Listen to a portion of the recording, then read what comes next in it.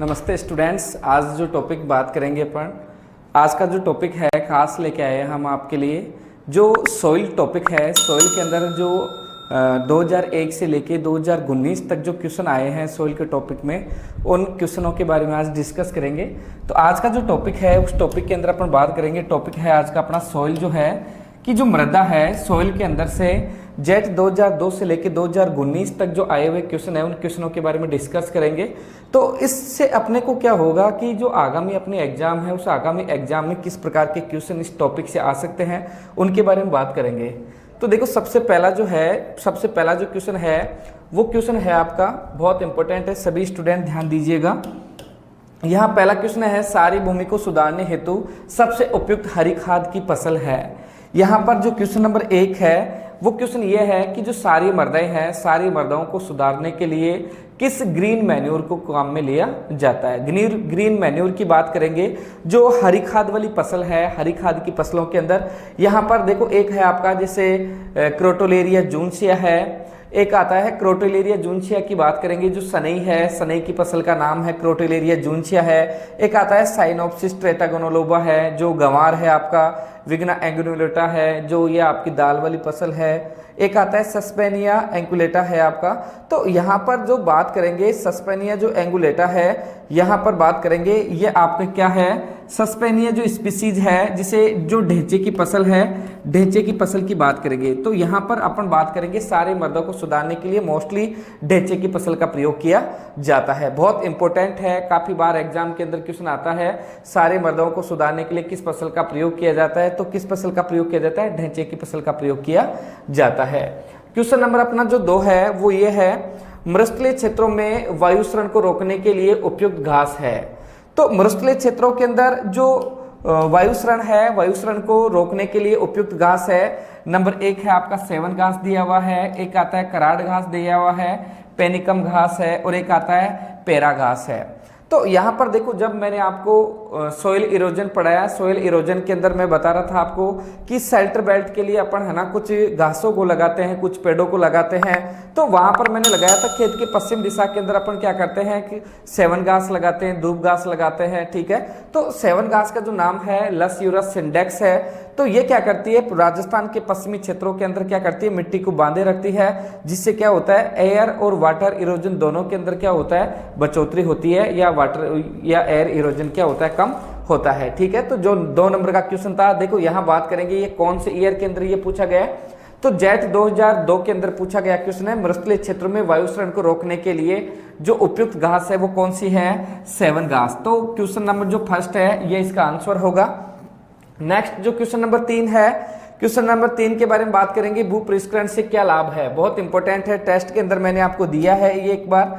तो यहां बात करेंगे कि जेट 2003 के अंदर सॉइल के अंदर पूछा गया जो क्वेश्चन है, जो सॉइल टिलेज है, सॉइल टिलेज के क्या लाभ है। तो सॉइल टिलेज की बात करेंगे, यहाँ पर पहला आता है खरपतवार नियंत्रण। तो यहाँ पर बिल्कुल राइट है कि आपने देखा होगा भू परिष्करण के अंदर क्या करते हैं, जुताई वगैरह करते हैं, हैरोविंग करते हैं, प्लाविंग करते हैं, कृषि क्रियाएं करते हैं, जिससे क्या होता है खेत में उगे हुए अवांछित जो खरपतवार है वो बिल्कुल क्या होते हैं, हट जाते हैं वहां से। एक आता है नमी संरक्षण। तो बिल्कुल ये भी ठीक है कि आपने देखा होगा जिसे वर्षा से पहले खेत में जुताई करने से, गहरी जुताई करने से वाटर कंजर्वेशन होता है, नमी का संरक्षण होता है, ये भी है। एक आता है मृदा की भौतिक दशा में सुधार। तो आप बारी बारी से कृषि क्रियाएं करेंगे, जुताई करेंगे, हैरोविंग प्लाविंग करेंगे तो मृदा की भौतिक दशा में सुधार होता है। तो यहाँ पर जेट 2003 के अंदर जो पूछा गया क्वेश्चन है, भू परिष्करण के क्या लाभ है। तो भू परिष्करण के लाभ खरपतवार नियंत्रण होता है, नमी संरक्षण होता है, मृदा की भौतिक दशा में सुधार होता है और एक आता है ऑल ऑफ दीज। तो सभी ये इसके बेनिफिट है। तो क्वेश्चन नंबर जो 3 है इसका जो राइट आंसर होगा वो होगा नंबर 4। नेक्स्ट क्वेश्चन जो है नंबर 4 नंबर का जो क्वेश्चन है, निम्न में से जल अपर्दन से संबंधित है। तो निम्न में से जल अपर्दन से संबंधित है, जेट 2003 के अंदर पूछा गया क्वेश्चन है। आप एक आइडिया लगा सकते हो कि कितना इंपॉर्टेंट पार्ट है सॉइल। तो यहां पर देखो एक आता है जिसे बूंद अपर्दन। तो बूंद अपर्दन की बात करेंगे, जिसे जो मृदा अपर्दन है मोस्टली 2 प्रकार का होता है, एक होता है जल के द्वारा और एक होता है वायु के द्वारा। तो यहां पर जो वायु जल शरण है, जिसे एक आता है बौछार, पहला है जिसे आपका बौछार है, नंबर 2 है आपके जिसे परत है, नंबर 3 है जिसे रिल है आपके, और नंबर 4 है जिसे अवनालिका है। देखिएगा सभी स्टूडेंट्स, तो जलसरण है, जलसरण 4 प्रकार का है, बौछार, परत, रिल, अवनालिका। और यहां पर वायु की बात करें तो एक होता है सतह सर्पण, एक होता है आपका सतह सर्पण, एक होता है उछलन, और एक होता है आपका निलंबन। तो यहां पर देखिएगा कि जैसे क्वेश्चन जो दिया हुआ है जल अपर्दन से संबंधित है, 2003 जेट के अंदर पूछा गया क्वेश्चन है। तो पहला है ऑप्शन बूंद अपर्दन, जिसे अपन बौछार बोल सकते हैं, उछलन, निलंबन, और इनमें से कोई। तो ये आपका जो उछलन और निलंबन है, उछलन और निलंबन क्या है आपका एयर इरोजन के पार्ट है, और यहाँ पर कोई नहीं, ये तो ऑप्शन में आ नहीं सकता, इसलिए जो आपका बौछार अपर्दन है ये आपका आंसर में होगा। उसके बाद में बात करेंगे राजस्थान में सबसे प्रमुख मृदा किस प्रकार की है। तो जेट 2004 में जो नेक्स्ट क्वेश्चन पूछा गया है, राजस्थान में प्रमुख किस प्रकार की मृदा पाई जाती है, जेट 2004 में पूछा हुआ क्वेश्चन है।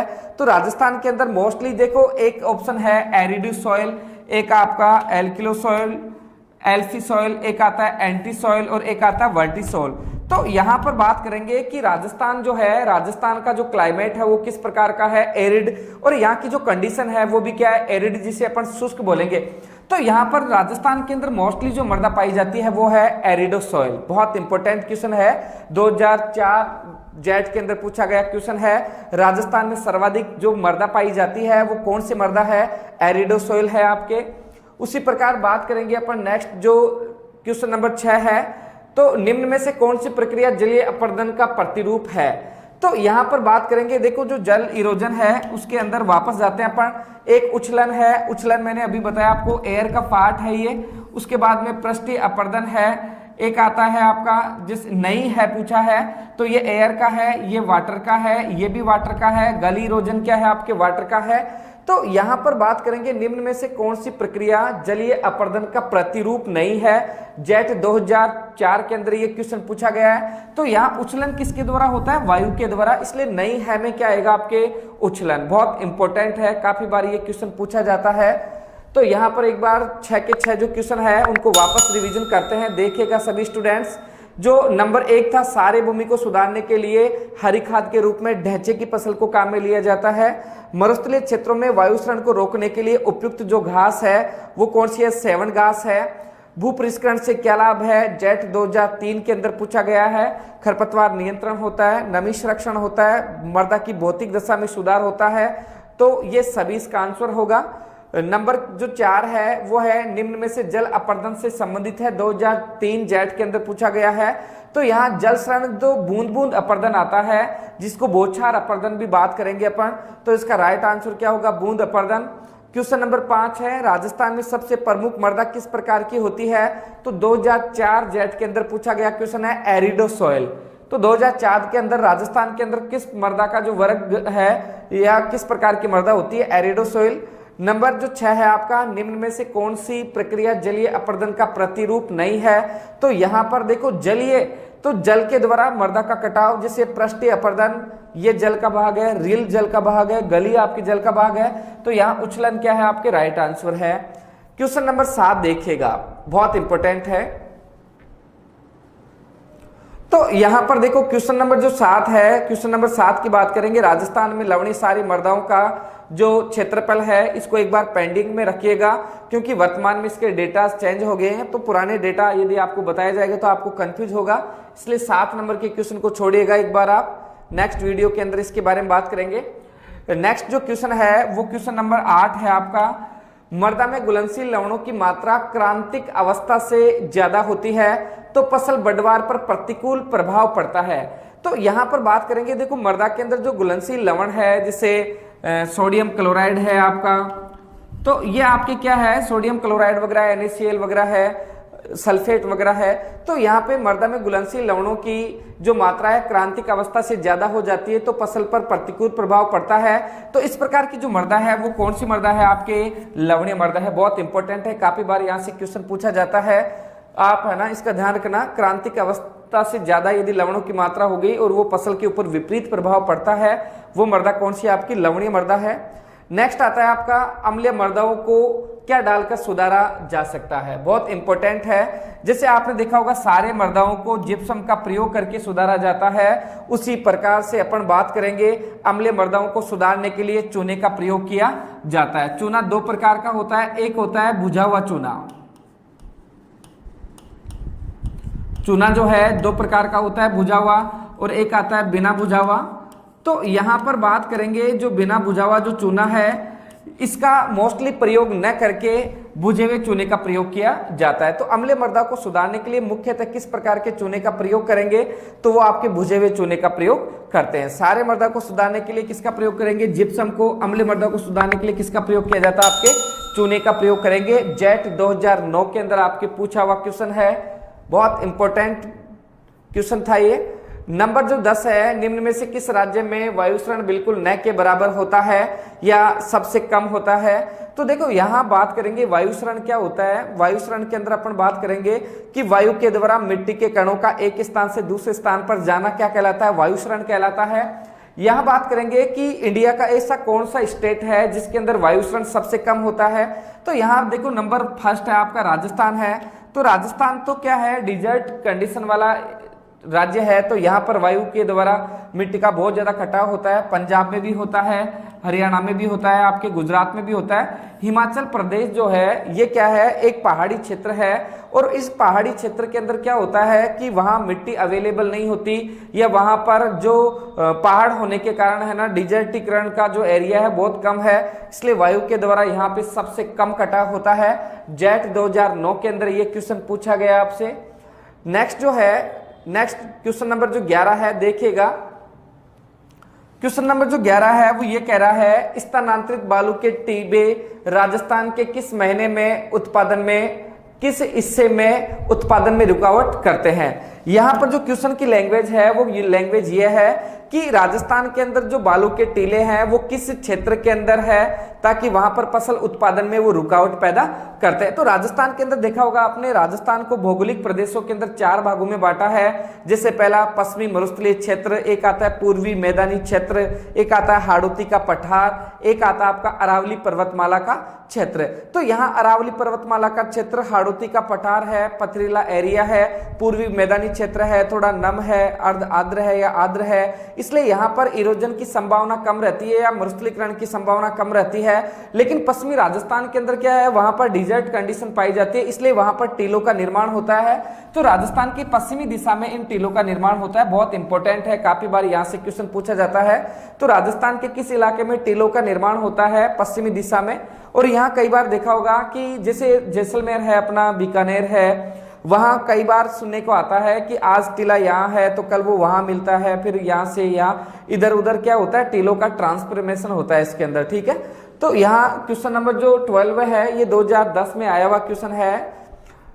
जो क्वेश्चन नंबर 12 है, 12 के अंदर देखते हैं अपन, बहुत इंपॉर्टेंट है, ये बहुत इंपॉर्टेंट है, जेट 2011 के अंदर पूछा गया है। देखो यहाँ पर pH 8.5 से कम है, विद्युत चालकता 4 से ज्यादा है, एक आता है आपका ESP जो आता है विनिमयशील सोडियम की जो मात्रा है वो भी क्या है, 15 से कम है। तो इस प्रकार की मृदा क्या है, तो देखो बात करेंगे लवणीय सारे मृदाओं को 3 भागों में बांटा है। एक आता है लवणीय, दूसरा आता है आपका सारीय, बहुत इंपॉर्टेंट है। पहली मृदा लवणीय, दूसरा है सारीय, तीसरा है लवणीय सारीय। तो यहाँ पर बात करेंगे, एक होता है विद्युत चालकता, एक होता है pH मान, एक होता है विनिमयशील सोडियम की मात्रा। तो यहाँ पर लवणीय मृदा की विद्युत चालकता का मान 4 से ज्यादा है, pH मान है 8.5 से कम है और विनिमयशील सोडियम की जो मात्रा है वो भी क्या है, 15 से कम है। ऐसी मृदा को लवणीय मृदा कहा जाता है। सारी मृदा की बात करेंगे, विद्युत चालकता 4 से कम है लेकिन pH मान 8.5 से ज्यादा है और विद्युत चालकता का मान क्या है, 15 से ज्यादा है। ऐसी मृदा क्या है, क्षारीय मृदा है। लवणीय सारी मृदाओं की बात करेंगे तो लवणीय सारी मृदाओं के अंदर क्या है, आपकी विद्युत चालकता का मान 4 से ज्यादा है, pH मान 8.5 से ज्यादा है और विनिमयशील सोडियम की मात्रा भी क्या है, 15 से ज्यादा है। ऐसी मृदा को लवणीय सारी मृदा कहा जाता है। क्वेश्चन के अंदर देखिएगा 2011 में पूछा गया क्वेश्चन है कि इसका जो pH है वो क्या है, ये देखो लेस देन है। लेस देन का अर्थ क्या होता है, pH मान 8.5 से कम, तो ये यहाँ पर सटीक बैठता है ये, ठीक है। उसके बाद में विद्युत चालकता क्या है, ग्रेटर देन 4, तो 4 से अधिक है, ठीक है, लग रहा है लवणीय मृदा है। लास्ट में और देखते हैं, यहाँ इसकी विनिमयशील सोडियम की जो मात्रा है लेस देन 15, तो ये क्या है 15 से कम है। इसका मतलब क्या है कि जिस मृदा का पीएच 8.5 से कम हो, विनिमयशील सोडियम की मात्रा 15 से कम हो और विद्युत चालकता का मान 4 से ज्यादा हो, ऐसी मृदा क्या कहलाती है? आपकी लवणीय मृदा। बहुत इंपॉर्टेंट क्वेश्चन है ये। उसके बाद में देखो नेक्स्ट देखिएगा आप, क्वेश्चन नंबर जो 13 है, राजस्थान की मृदा की सबसे महत्वपूर्ण मिट्टी कौन सी है? तो राजस्थान की जो मृदा की सबसे महत्वपूर्ण जो मिट्टी है, उस मिट्टी के बारे में बात करेंगे। तो राजस्थान में सबसे महत्वपूर्ण जो मिट्टी है, देखो जलोढ़ मृदा होती है, जिसको अपन दोमट मृदा के नाम से भी जान सकते हैं। रेगिस्तानी मिट्टी जो सैंडी सॉइल आता है आपका, सैंडी सॉइल आपका रेगिस्तानी मिट्टी है, ये आपका ब्लैक सॉइल है। तो राजस्थान के अंदर ज्यादातर ब्लैक सॉइल का एरिया है नहीं, और एक आता है आपका रेड सॉइल। तो यहां पर देखिएगा, जैसे मैंने आपको सॉइल का चैप्टर जब पढ़ाया तो उसके अंदर मैंने कहा आपको कि राजस्थान का जो पश्चिमी मरुस्थलीय एरिया है, ज्यादातर जो भूभाग है 60 से 70% एरिया के अंदर कौन सी मृदा होती है? सैंडी सॉइल होती है। तो राजस्थान के अंदर सबसे ज्यादा एरिया में पाई जाने वाली जो मृदा है वो कौन सी है? आपके रेगिस्तानी मृदा। जेट 2011 के अंदर आपके ये क्वेश्चन पूछा गया है। क्वेश्चन नंबर 14 देखिएगा आप, फसल उत्पादन के लिए कौन सी मिट्टी सबसे उपयुक्त रहती है?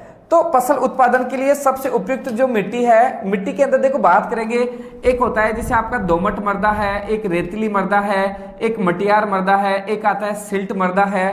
तो यहाँ पर देखो रेतीली तो प्योर आंसर नहीं है, ये तो कभी भी नहीं हो सकता कि ये फसल उत्पादन के लिए अनुपयुक्त होती है। यहाँ देखो जिसे धान की फसल है, मटियार मृदा है, सिल्ट है, ये दोनों कृषि की दृष्टि से उपयुक्त मृदाएं होती है। लेकिन इनमें क्या होता है, जैसे वायु संचार कम होता है, इसलिए इनसे ज्यादा बेस्ट जो आंसर होगा वो क्या होगा? आपका दोमट।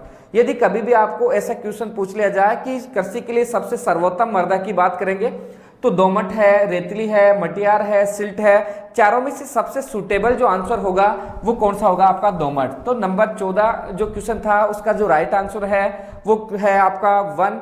उसके बाद बात करेंगे जेट 2012 में ये क्वेश्चन पूछा गया है।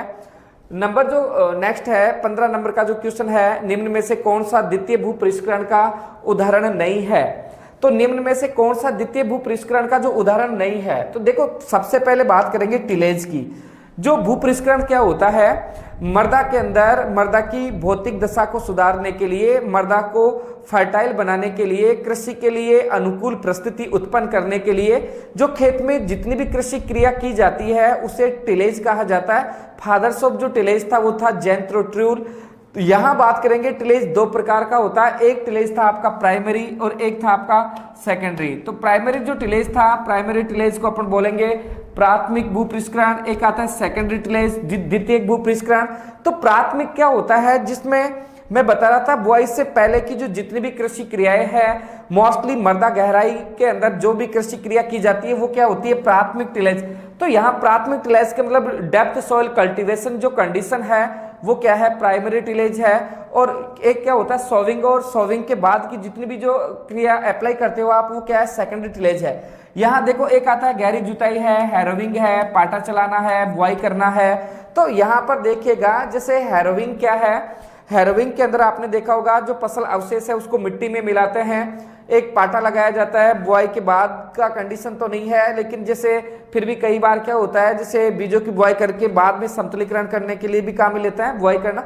तो इन सबको आंसर न मान के डेप्थ सॉइल गहरी जुताई जो है इसको आप है ना द्वितीय भू परिष्करण का उदाहरण नहीं है, ये सभी क्रिया आपको सेकेंडरी के अंदर डालना है। लेकिन जो गहरी जुताई है ये प्राइमरी टिलेज का मोस्टली एग्जाम्पल होगा।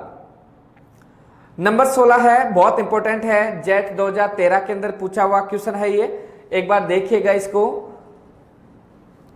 यहां बात करेंगे लवणीय मृदाएं होती है, ठीक है। तो लवणीय मृदा जो मैंने अभी थोड़ी देर पहले आपको बताया, लवणीय मृदा की विद्युत चालकता का मान क्या होता है? 4 से ज्यादा होता है, पीएच मान 8.5 से कम होता है और विनिमयशील सोडियम की मात्रा 15 से कम होती है। ऐसी मृदा को लवणीय मृदा कहा जाता है। तो यहाँ पर देखिए लवणीय जो मृदा है, यहाँ बात करेंगे विद्युत चालकता का मान 4 से ज्यादा है पहले ऑप्शन के अंदर। दूसरा है पीएच मान क्या है आपके 8.5 से ज्यादा है, और एक आता है जो विनिमयशील सोडियम की मात्रा है ये भी आपके क्या है 15 से ज्यादा है। तो ये जो मृदा है वो कौन सी आपकी लवणीय क्षारीय मृदा है। ये जो आपकी मृदा है वो कौन सी है? ये लवणीय और क्षारीय मृदा है। उसके बाद में देखो दूसरा ऑप्शन है विद्युत चालकता आपकी 4 से क्या है? कम है। उसके बाद जो आपका पीएच मान है 8.5 से अधिक है, और ईएसपी जो है वो क्या है आपकी 15 से अधिक है। तो ये जो मृदा है कम अधिक अधिक, तो ये मृदा क्या है आपकी क्षारीय मृदा। अब देखिएगा नंबर 3 जो ऑप्शन है, विद्युत चालकता 4 से ज्यादा है, पीएच मान 8.5 से कम है, विनिमयशील सोडियम की मात्रा कम है, तो ये कौन सी मृदा है आपकी लवणीय मृदा। तो यहां पर देखिएगा विद्युत चालकता का मान 4 से ज्यादा, पीएच मान 8.5 से कम और विनिमयशील सोडियम की मात्रा भी क्या है 15 से कम है, ऐसी मृदा को लवणीय मृदा कहा जाता है। तो यहां पर जो राइट आंसर है वो क्या है नंबर 3, बहुत इंपॉर्टेंट है।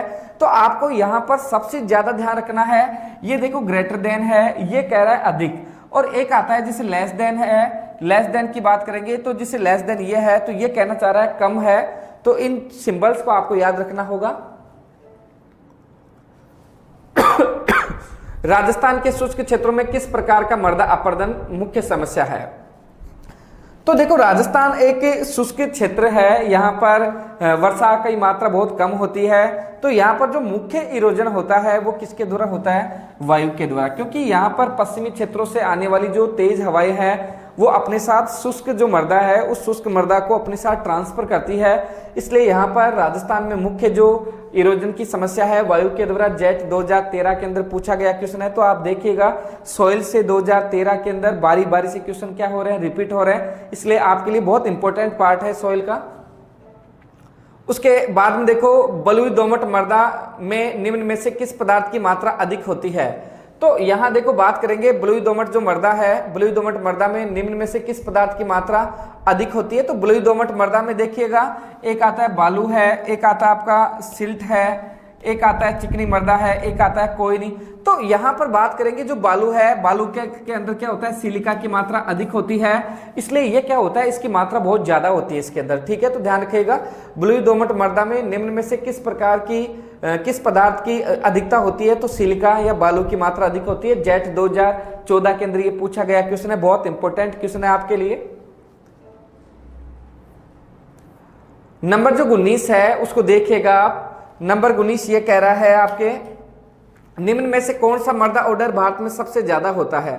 तो भारत के अंदर सबसे ज्यादा जो एंटी सॉइल होता है ना, बहुत इंपॉर्टेंट है। एरिडो सॉइल क्या है राजस्थान के अंदर आपके, तो राजस्थान में सबसे ज्यादा एरिया में, अभी पिछले कुछ क्वेश्चन पहले ये पूछा भी गया है, राजस्थान में सर्वाधिक जो कौन सा मृदा वर्ग होता है, तो एरिडो सॉइल। लेकिन इंडिया की बात करेंगे तो इंडिया के अंदर सबसे ज्यादा जो पाया जाने वाला है एंटी सॉइल, जिसको अपन कह सकते हैं।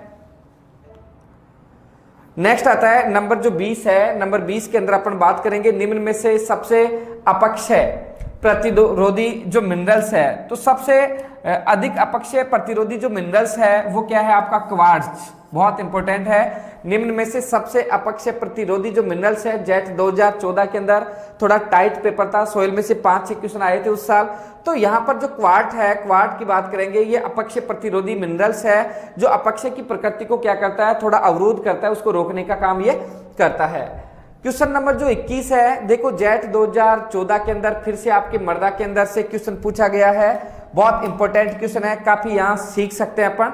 निम्न में से किस किस्म की मृदा में बड़े पोर स्पेस पाए जाते हैं। तो सबसे पहले अपन बात करेंगे पोर स्पेस क्या होता है। तो देखो इससे बोलेंगे रंध्रावकाश, इसे अपन क्या बोलेंगे रंध्रावकाश। तो यहां देखो सबसे पहले बात करेंगे रंध्रावकाश क्या होते हैं। जैसे ये आपकी सॉइल है, तो इन मृदा कणों के मध्य ये जो रिक्त स्थान है इसे अपन क्या बोलेंगे, पोर स्पेस बोलेंगे, रंध्रावकाश। तो यहां पर देखिएगा जैसे ये सैंडी सॉइल है आपके, और एक मृदा होती है आपके कले मृदा के अंदर क्या होता है, देखा होगा आपने, मिट्टी के कण बिल्कुल बारीक होते हैं। तो मिट्टी के कण बिल्कुल बारीक होने के कारण क्या होता है, आपस में चिपके हुए रहते हैं। मिट्टी के कण जो है आपस में चिपके हुए रहते हैं, जो क्ले सॉइल होते हैं, इसलिए इसमें रंध्रों की संख्या ज्यादा होती है, लेकिन कणों के मध्य जो डिस्टेंस होता है वो बहुत कम होता है। इसलिए यहाँ निम्न में से किस मृदा में बड़े पोर स्पेस जो है, यहाँ पर कले के अंदर देखा वो सॉइल जो पार्टिकल्स है उसकी जो साइज है वो बड़ी रहती है, इसलिए स्पेस क्या रहता है ज्यादा। तो बड़े रंध्र अवकाश जो है वो मोस्टली किस मृदा के अंदर होते हैं, वो होते हैं आपकी बलुई मृदा में। बहुत इंपॉर्टेंट है, काफी बार ये क्वेश्चन आपसे पूछा जाता है। तो सर्वाधिक रंध्र अवकाश क्ले सॉइल में, सबसे बड़े आकार के पोर स्पेस जो है वो किसके अंदर होते हैं, आपके सैंडी सॉइल जो आती है, सैंडी सॉइल के अंदर आपके पाए जाते हैं। ठीक है, क्वेश्चन नंबर 21 आपका कंप्लीट है। उसके बाद में देखिएगा आप, निम्न में से कौन सा 2-1 प्रकार का मिनरल्स नहीं है। तो यहां पर देखिएगा बहुत इंपॉर्टेंट है, 2-1 की बात करेंगे। तो यहां पर 2-1 प्रकार का जो मिनरल्स है, 2-1 प्रकार के मिनरल्स की अपन बात करेंगे। तो इसके अंदर क्या होता है, जिसे 2-1 क्या होता है, 2-1 का अर्थ यहां होता है, एक होता है एल्यूमिना की परत और एक होता है सिलिका की परत। तो इसके अंदर मोस्टली जो आपका एक आता है मोंट मोरिलीनाइट है, एक आता है केओलिनाइट है, एक आता है स्पेक्ट्राइट है, एक आता है इलाइट है। तो इसमें आपका मोंट मोरिलीनाइट है, स्पेक्ट्राइट है, इलाइट है, ये इसमें क्या होता है 2-1 प्रकार का वो होता है। लेकिन जो केओलिनाइट है उसके अंदर 2-1 प्रकार का ना होके 1-1 प्रकार का क्या होता है, मिनरल्स होता है। तो यहाँ पर इसका जो राइट आंसर है वो क्या होगा, केओलिनाइट। 2014 के अंदर पूछा गया क्वेश्चन है, बहुत इंपॉर्टेंट है, थोड़ा इसको याद रखिएगा। क्वेश्चन नंबर जो 23 है, फिर 2015 के अंदर रिवीज हुआ है आपके। यहां पर देखिएगा ये क्या कहना चाह रहा है, खाद उर्वरक भूपृष्ठकरण क्रियाओं तथा सिंचाई के प्रयोग से उत्पन्न होने वाली उर्वरता कहलाती है। तो देखो सॉइल फर्टिलिटी को हमने 2 भागों में बांटा। पहली आती है प्राकृतिक उर्वरता और नंबर 2 है उपार्जित उर्वरता।